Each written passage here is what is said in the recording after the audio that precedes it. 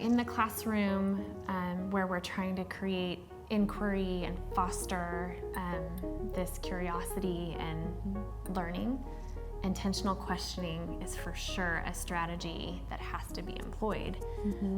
Yeah, and it feels easy, but I think it's hard. I think so much of education seems like it should be easy, but it's really difficult, and that's one that definitely is. And so intentional questioning means that you're asking open-ended questions. You're asking questions that don't have a yes or no response. Or a true false, right? It's an open-ended question where you're asking the who, the what, the where, the when, and the how has to be part of that.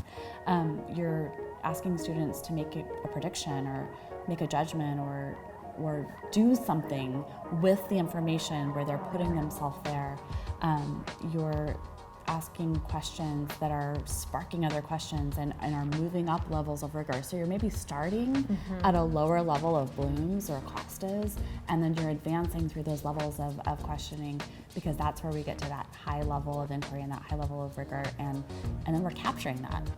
We can't just ask the questions and let all of that learning just kind of fade away. So there has to be some intentional planning into how are we going to capture that? Are we going to have people in the room? Is everyone responsible for writing questions down?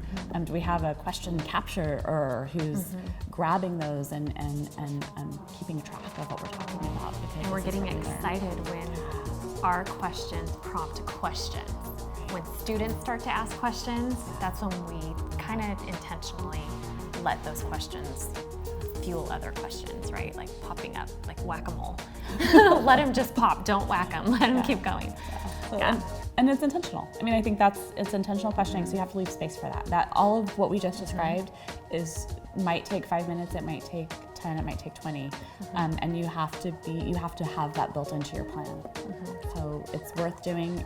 I think it's an art form. I think of amazing interviewers who ask really great questions, and it's watching art, and so it's worth practicing.